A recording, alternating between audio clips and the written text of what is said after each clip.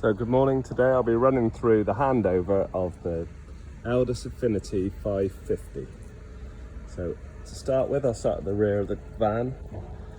If you look down below here, this pipe is the Aldi overflow. So you've got the older central heating in this model, so if ever you get an airlock and it needs to overflow, that's all that pipe is.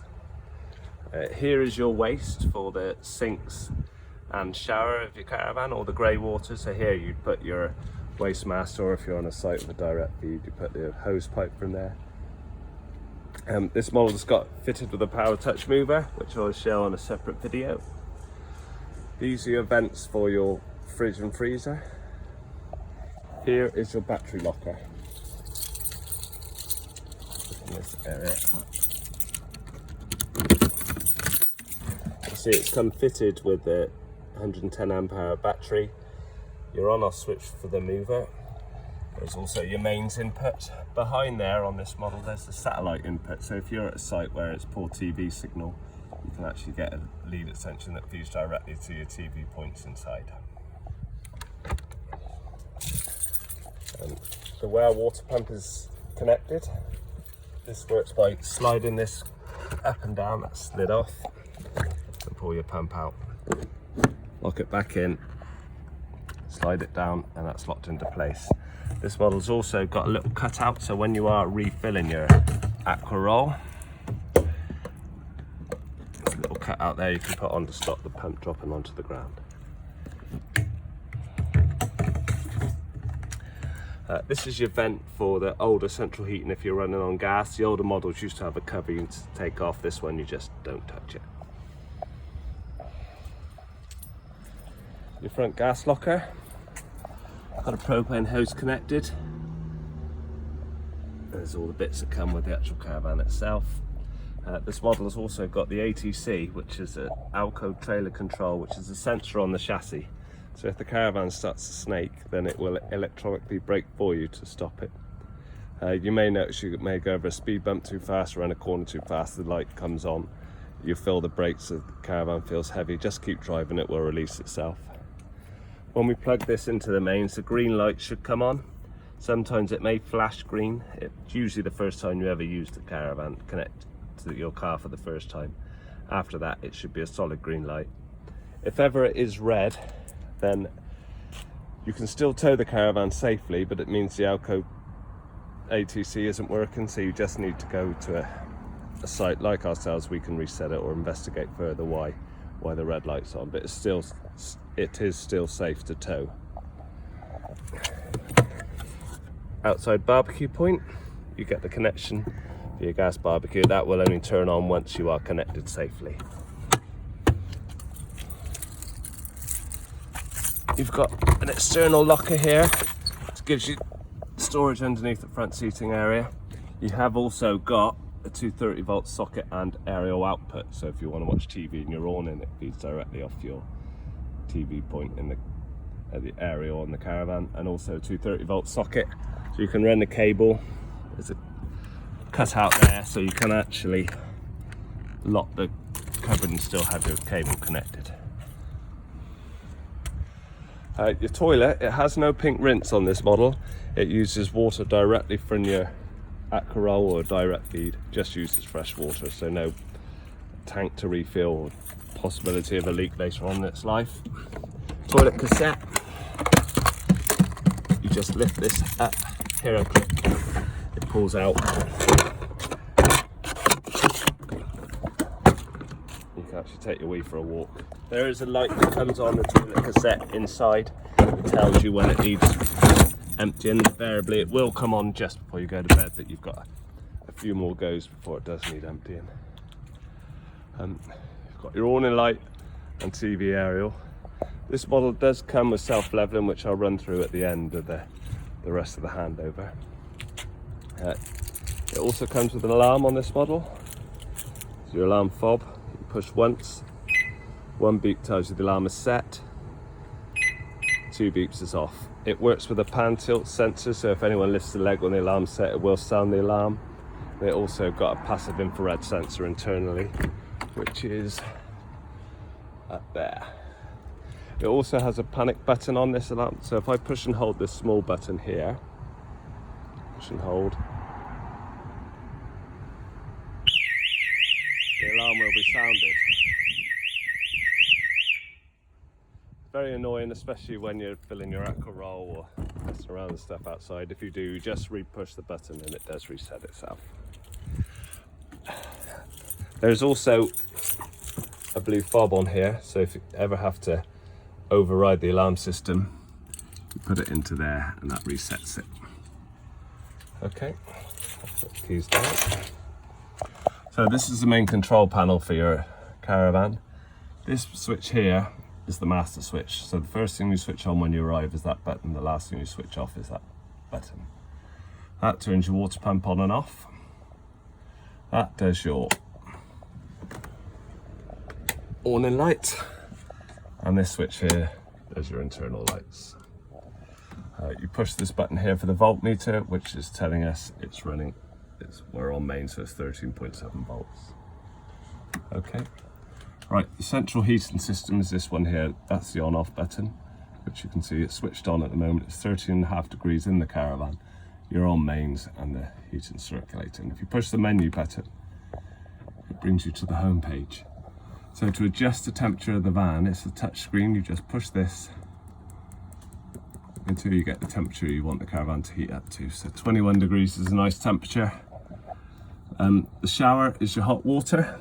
So what half a triangle means the hot water is on. So if you want to do washing up in the morning, have a wash, just a quick wash your face and stuff, then that's the setting. If you want to boost it, that now gives you 20 minutes of hot water. So what you do before you get in the shower, 10 minutes before you go in, boost the thing, and then you've got another 10 minutes once you're in the shower. After 20 minutes it goes to reset it. If you don't want any hot water, push it off. You see that's now gone blue, so it's telling you it's not on. So push it again. Anything green is on, half a triangle. And then the kilowattage is the power you're draining from the site. So you can have it off 1 kilowatt, which is more if you're just going to leave it on your drive for a few weeks and just want the central heat to circulate.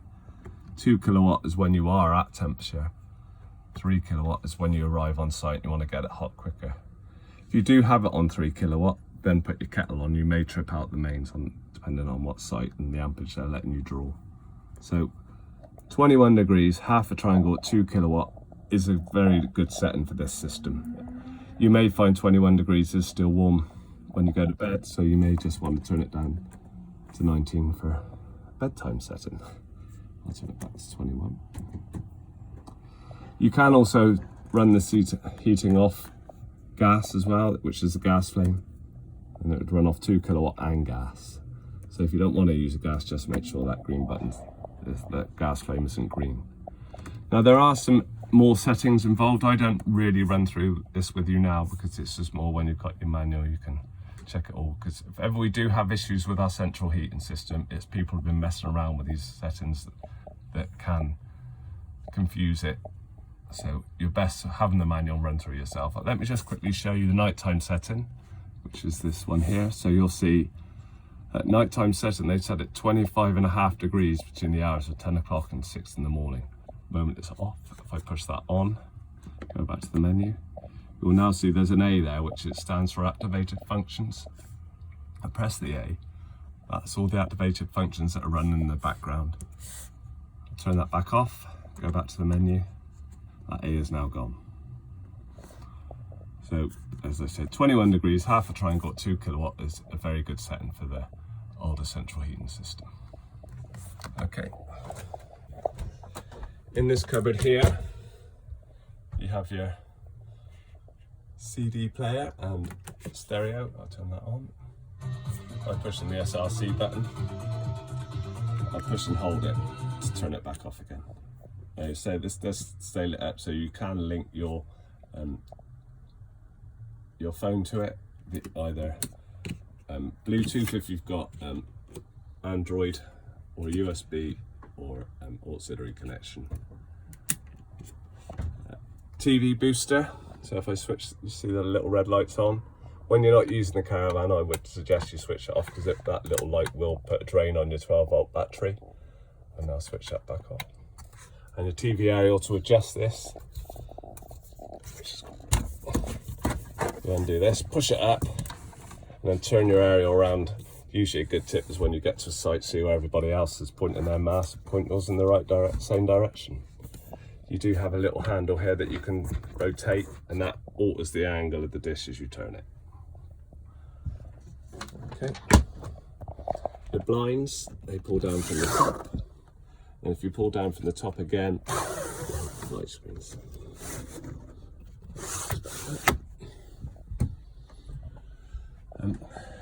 This long skylight here works on 5 catches, and as you push up, you will hear a little click. When you hear the click, you know it's released the ball bearing, it stays in that position. There are 2 settings. There's the other click there. Show you. And then to release it, you just push it up quickly and let it drop. Now if you do this too fast, it won't stay. So you just have to, as soon as you hear the click, stop, and it stays there. And that has blinds, butterflies.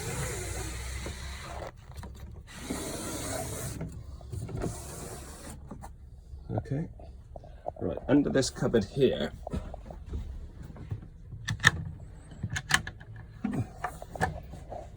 you have your fuses and trips, all self-explanatory. A good little tip here is if ever you're sat in your caravan, the electric trips out, you'll hear your fridge starting to beep. See this button here? If you push this button, and I'll push it and you'll see it trip out, you know that there's mains power coming into your caravan. If you push this button and that doesn't trip, then you know it's the mast outside. 9 times out of 10 it's usually the mast where you've drawn a bit too much amps and the site is a bit tight with our electric and it will trip out. Also under here, you have your drain down valve for the hot water. So when you leave, you would lift that and that would drain all the water that's in your hot water tank. You do want to get into the habit of trying to do that before every trip, just in case there's sudden frost or you don't really want to be traveling with 15 litres of water bouncing around. So just try and get into the habit of that. That's your battery for the alarm, so you don't never have to touch that. And that's to turn the gas on and off. But if you turn the bottle outside, then you don't have to ever worry about turning the bottle off inside. Your table here, if you put your finger on here and then pull, because it can be quite stiff, lift it back, it slides back into place.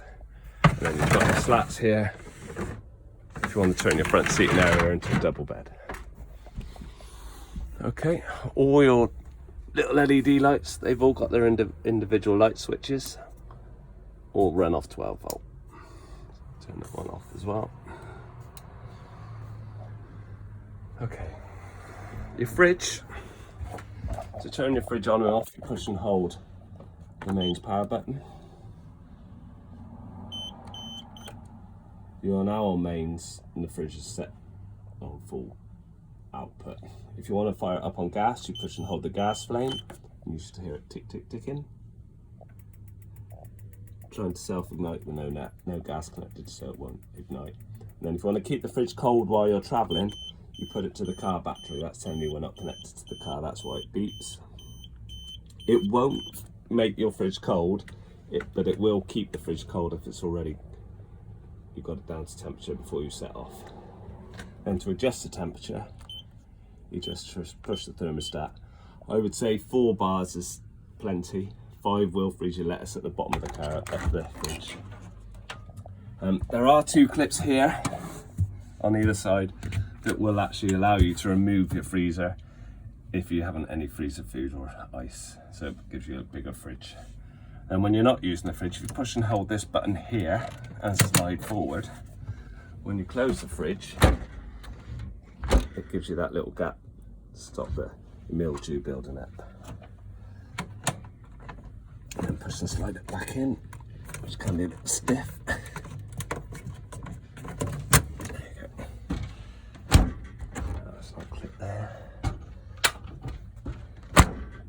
There you go, and to unlock it, just push the button here. Okay, your microwave it actually goes to sleep when you're not using it because the clock uses more power than the actual microwave itself. So to wake it up, you just push and hold the eco button. And you'll see the microwave's now coming to life. It only works on 230 volts. So it's the same as your domestic microwave at home.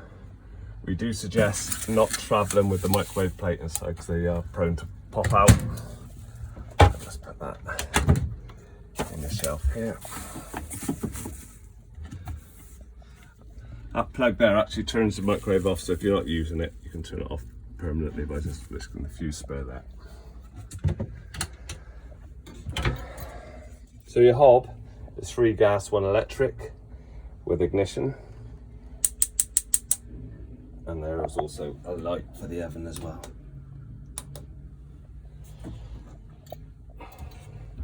It has a deflector, so when you open and close the grill, the deflector comes out to stop your controls getting hot. And then the grill pan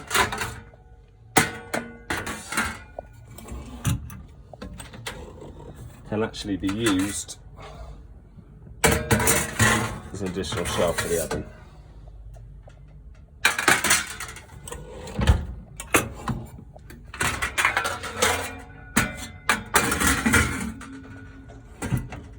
Okay, so your toilet door will come across and shut off. So it turns your bedroom and toilet area into an ensuite if you like. So it can be locked from inside.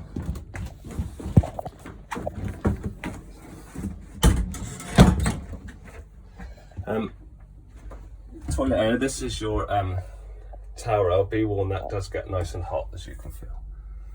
So it does get nice and snug in here. These are different. To open this, you have to pull down and slide at the same time. And wherever you stop, it does stay in that position. Very good, but there is a little bit of a net, but you pull down and slide, and it locks into place when you're traveling. As I said earlier, this is the symbol that will light up when your toilet cassette needs emptying with the electric flush. So you do your business, there's a little grey lever here, you slide to one side, drops it into cassette below and close it back up.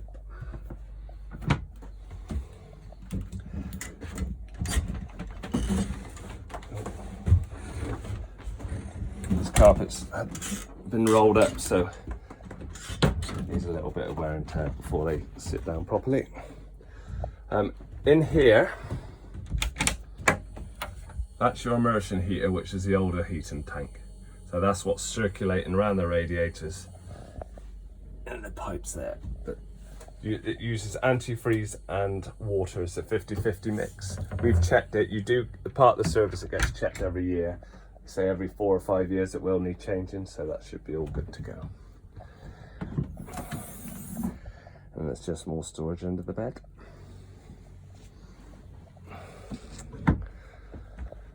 Okay, there's your shower. So when you actually use the shower, you'll notice that water will start coming out of these holes here. What it is actually drawing air into the system, so it puts bubbles into the water, so you get more water when using the shower. But again, you should really lift this out, place it on the floor while traveling, and the doors do close. They're held together magnetically, so you can have your shower. Okay. So this model does come with a self-leveling system. So what I'll do, I'll step outside the car on. So you have the remote here and the controls inside. Now, if both of them are switched on, neither of them work, so it needs to be one or the other. So to turn the remote on, you push the on-off switch. Right, as you can see, this symbol's here like a spirit level, so the green light in the middle tells you the caravan level. This symbol here tells you a leg is down. So at the moment all legs are down, but it can be just one leg could be an inch down. If that symbol's lit up, you try to self-level it, it will not work. You'd have to raise it beforehand. So what we want to do is we're going to put your wheel lock on. So to take control of the system, I'll push the hand button. You see that's lit up. I now have manual control of the caravan, self-leveling. You see, that's the front, that's the rear, that's the front legs, that's the front legs, back legs, offside, door side. So we want to raise this wheel off the ground to put the wheel lock on. So if I push and hold this button here, you'll hear it start and it'll suddenly stop. You heard the click and it stops. So what it's doing, it's telling you when the caravan is level. So if I push and hold it again, you'll now see that the caravan is raising. Okay, that wheel is now off the ground. So if I go and take the handbrake off,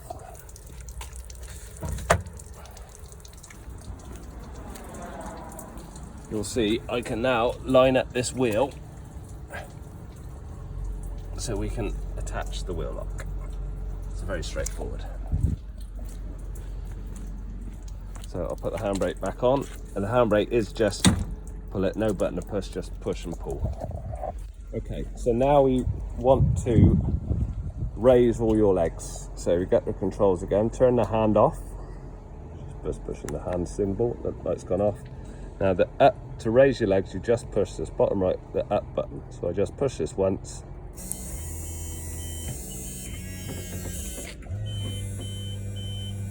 As you see, it's now going through the system. If I stand back a bit, you'll see it's raising the front legs.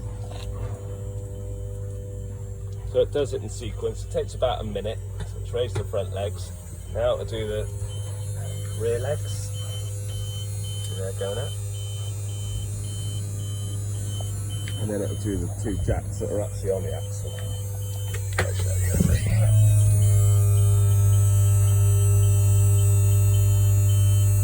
Just doing the far side one first. Just coming up. And then I'll do this one here. I'll stand back so you can see it.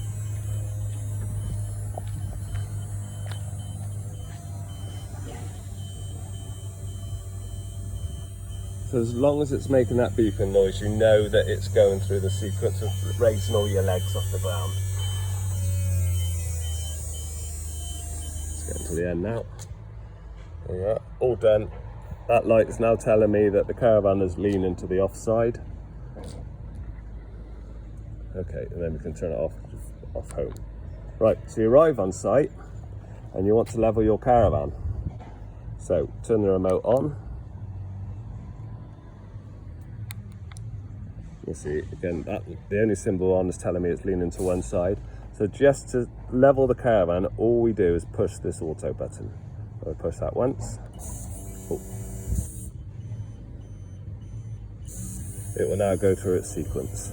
So what it will do, it will bring that offside, because it's tilting to one side, it will bring that one down first.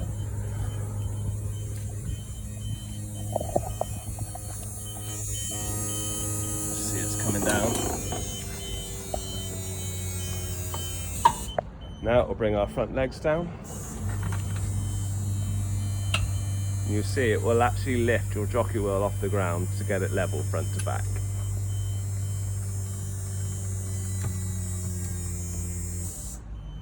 There you go, it just sits off the ground now.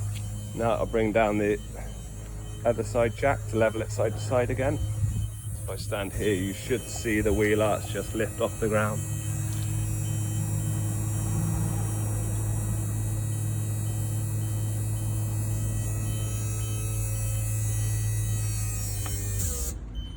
Now I'll do it front to back again.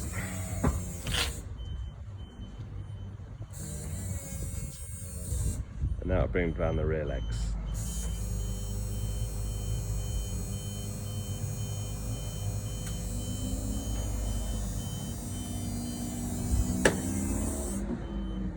One final check,